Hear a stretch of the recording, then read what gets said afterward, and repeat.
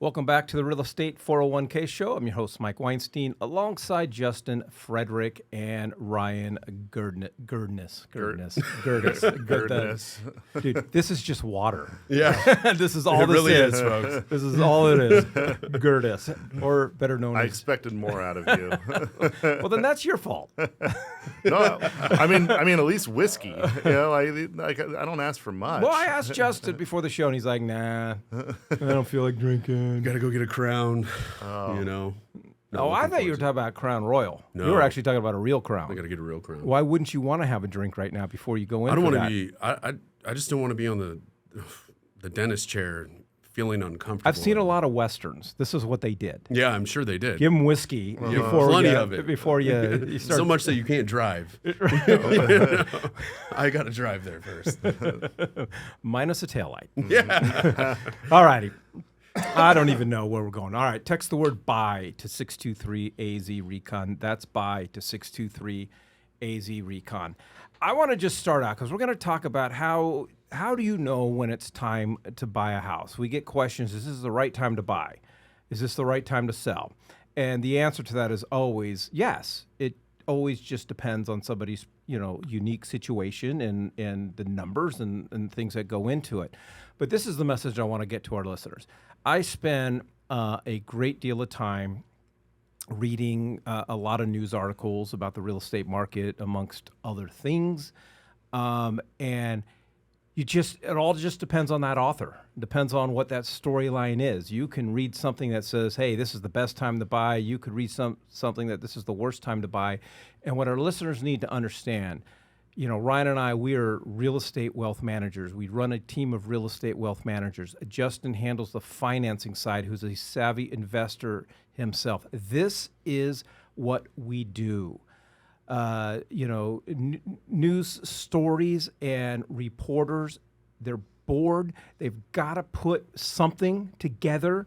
And we are reading a lot of things and listening to a lot of stories and a lot of shows from people talking about the real estate market, what they should and shouldn't do. And they're just reporters. They don't understand the real estate market. There's nothing better than being able to have a conversation with a group of real estate wealth managers whom this is what we do, and we are also buying and we're also investing ourselves.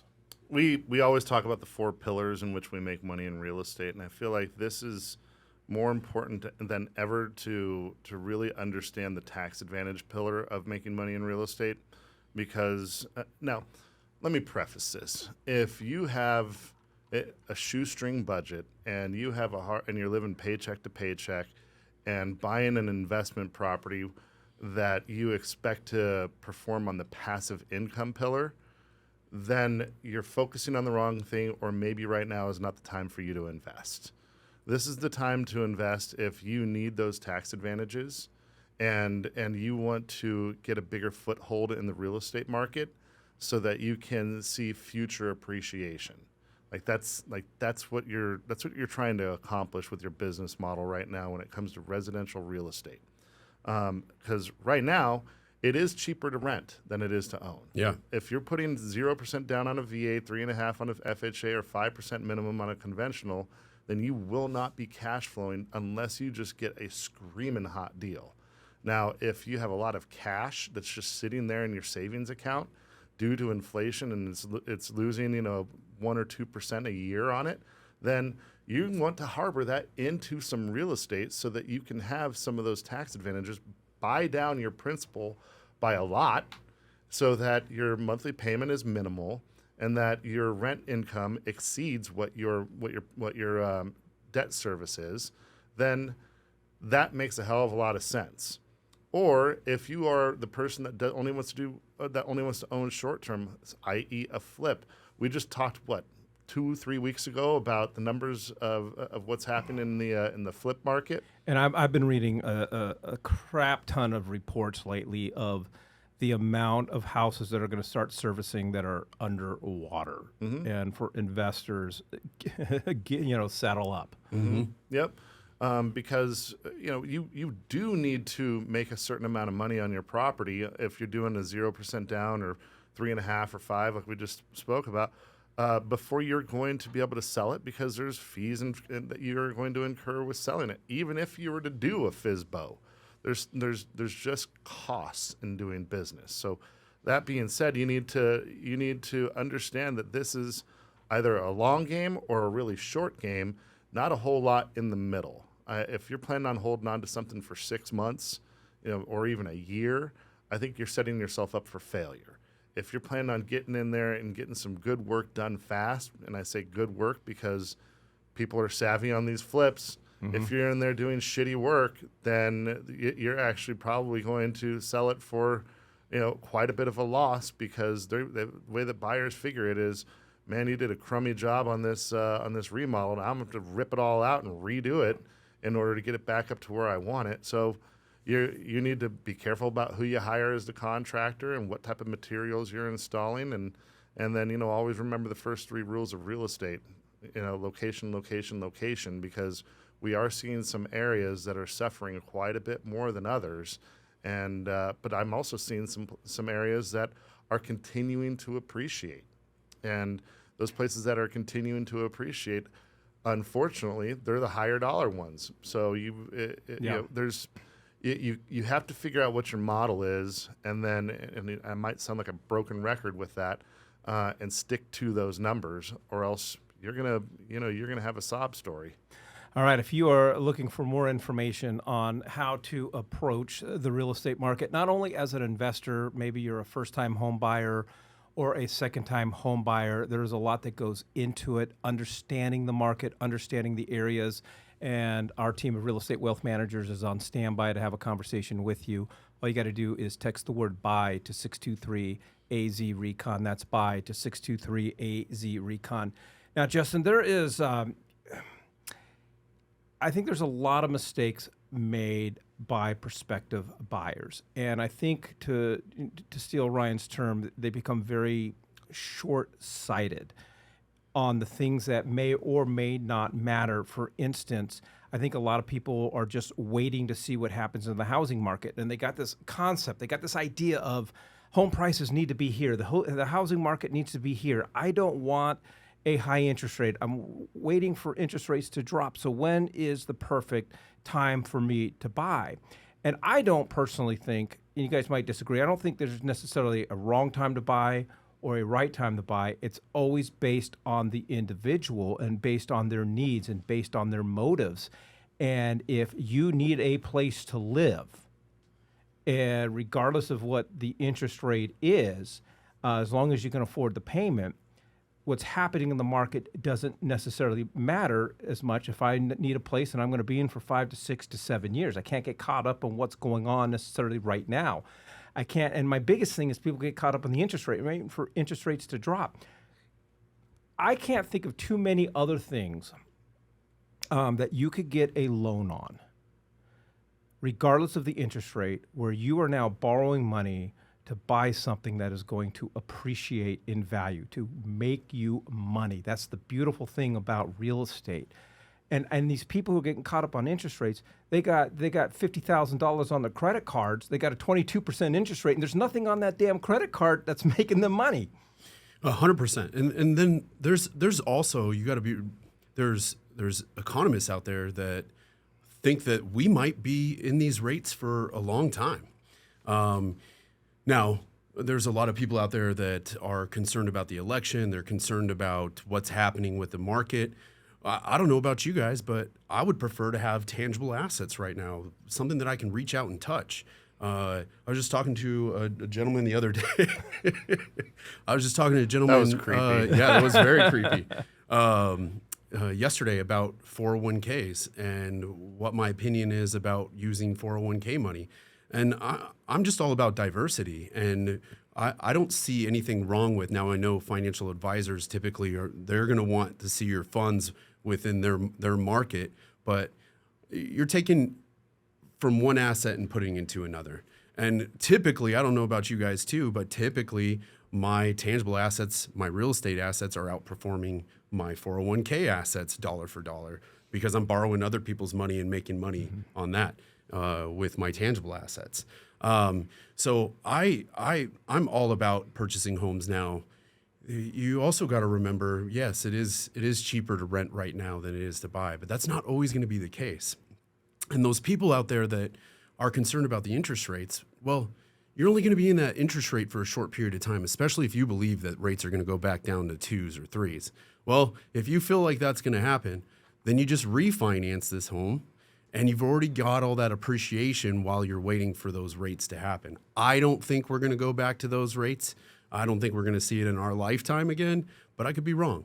I hope I'm wrong. Because then I'll make more money. I know how to operate through those periods of time. And the houses that I have right now that I've purchased in the last few years, I'm just going to refinance them.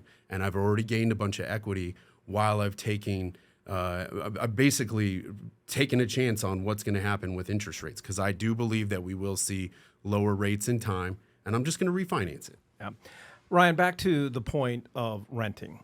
I understand that there are people that flat out cannot buy a home. They cannot afford to buy a home. They don't have the credit to be able to buy a home. Maybe somebody is moving here from Des Moines, Iowa, and they're like, I need to rent a place for a year and just to get my bearings or whatever the case is. But I don't like the excuse, I'm going to rent because I don't want to buy because of interest rates, or I'm concerned what's going on with the real estate market, because oftentimes they're concerned about the real estate market is coming from sources that aren't as educated and don't understand the Phoenix market. You're going to need to live somewhere. Whether you're renting or buying, it is going to cost you money. Yes, renting a home right now in most scenarios, in most cases, is cheaper than actually owning a home. But when you're renting, there is no financial benefit. You are, in my opinion, just pissing away money, as opposed to, at least if you have a mortgage and you've bought a home, you have opportunities for tax write-offs, opportunities to build appreciation, and eventually build a positive cash flow when that house becomes an income-producing property. So I think it's very narrow-sighted. Well, for sure, but then let's get over to like the actual practical side. There's some people that just straight up can't afford it. Right, and I get that. Right, and so what we need to the elephant in the room, I guess, is the fact that which one is going to be more stubborn, right? Investors or tenants, landlords or tenants, right?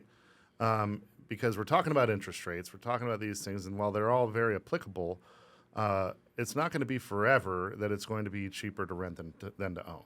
So something's going to give, and we've talked about this before. Interest rates are either going to adjust and make it cheaper to buy than to rent, or they're going to stay where they are, and then all of a sudden rents are just going to start skyrocketing because, hey, there's simple supply and demand, right? And right now we are definitely in a housing shortage. And so I don't think that it's going to take very long for those rents to catch up and investors to say, you know what, this thing isn't performing. I'm going to go ahead and sell this asset. I'm going to sell this rental. And then now all of a sudden that's one more off the market rental than there was the day before. And then that could just start snowballing. And then once there's less rentals out there, then what happens to rental rates? They start skyrocketing, right? So we're not talking about some crazy economics here. This is just it's been so recent that these interest rates have adjusted, and there's still so many mortgages out there that still have a 2 or a 3 in front of them that we're just not really seeing that yet. But it isn't going to take long before those things start going away and people start folding up their tents and saying, hey, look, that $2,500 a month that you're spending on rent, now it's $4,000. Like, it's going to be that drastic, and it's going to happen super quick as long as the rates stay where they are. Justin, I want to address a lot to unpack there from Ryan, but I want to address the inventory and the housing market, and people are anticipating and waiting for a housing crash. There are two types of people in the world. One that believe that the earth is round, and believe it or not, there are some people that still believe that the earth is flat. Mm-hmm. Fair enough? Fair enough. Okay. So I've heard. So I believe. And you can have somebody talk to you until they're blue in their face, trying to convince you that the earth is flat. You walk out to the edge of the beach. And you take a look at science. It just doesn't make sense. You can't convince me. It's just common sense. that the earth is round. And when I take a look at the housing market, when I take a look at inventory, especially inventories on a national level, especially here in Arizona, and I take a look at the jobs that are being created, the amount of people that are moving here, and I'm not going to say that we may not be facing some challenging times in the next couple of years. It doesn't make sense. You can't convince me that we are heading for a real estate market crash in Arizona. It's just not adding up for me. It doesn't add up at all. And I mean, the statistics are going to show it. I mean, look at the history of time and what happens with the number of listings when you do start to see real estate start to fall. We're not even close to that. What's the single family home market right now? How many listings? Yeah, thank you for asking. I didn't take a look at today, but this week, I think there's somewhere around 18,000 available houses in the Arizona Regional MLS that are active, but that doesn't reflect necessarily just houses in Maricopa County. It doesn't reflect just single family dwellings. So I would be guessing at this point, but I would say probably somewhere around 10,000. Yeah, and I feel like that's a conservative estimate. I'm just throwing out numbers, so I need you to back me up in case we get into trouble for this. Nope, you're on your own, pal. You're on Island Weinstein. I mean, in 2009, we had 58,000 homes on the market. We're not even close to that, even if you use the 18. And how many homes have been created since that period of time and been built?